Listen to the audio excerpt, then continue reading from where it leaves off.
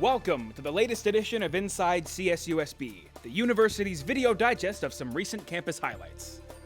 At the meeting of the Mines Student Research Symposium, nearly 200 students from CSUSB's 5 colleges and almost every department presented their research. Now in its 6th year, Meeting of the Minds recognizes and showcases student research, which is considered to be the heart of the intellectual community at CSUSB.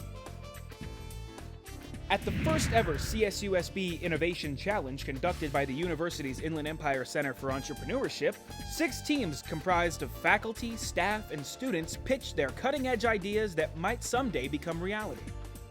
Taking first place was the team pitching CaseAid, mobile software for case management training for social work students. In our Faculty in the News, the Press Enterprise quoted Barbara Sirotnik, a statistics professor and project coordinator of the Institute of Applied Research, on the optimism of purchasing managers on the state of the economy. The Sun reported that philosophy professor emerita Susan Finson was a guest presenter for Californians for the Ethical Treatment of Animals at this summer's Critter Camp.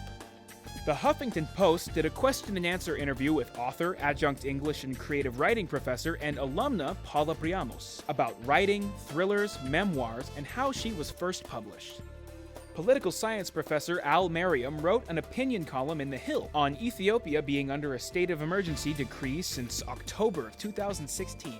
The BBC twice interviewed Anthony Field, an assistant professor of political science. The interviews included discussion of information leaked to the New York Times by U.S. intelligence agencies on the bombing in Manchester, England. The Sun quoted Criminal Justice Department Chair Larry Gaines about officer-involved car shootings in San Bernardino County. Newswire.com interviewed Mike Stull, director of the Center of Entrepreneurship and a professor of entrepreneurship, regarding the induction of Vantage LED CEO, and founder Chris Ma into the Sigma Nu Tau Entrepreneurship Honor Society at CSUSB. Criminal justice professor Brian Levin was part of a roundtable discussion on Al Jazeera News on what is triggering hate crimes in the wake of the fatal stabbing of 2 men by a white supremacist. The discourse generally, not just with regard to prejudice, has become so coarse and so divisive that we're seeing violence that's coming up in the political arena.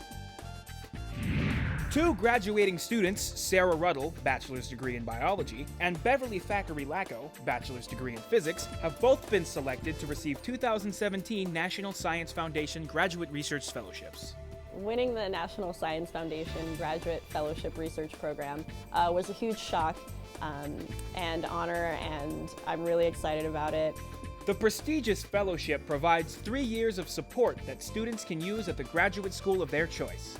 Both Ruddle and Thackeray-Lacko plan to pursue doctorates. Congratulations! Alumni Relations held its annual Professor for a Day, where alumni came back to campus to speak to students in classrooms or panel sessions on the career paths they have chosen, as well as their journey achieving their current career status. More than 60 alumni signed up to talk to students. At the annual State of the City address, San Bernardino Mayor Carrie Davis referred to the city's past and present and honored those who have contributed to it. Among the honorees were CSUSB President Tomas D. Morales and Police Chief Nina Jamson.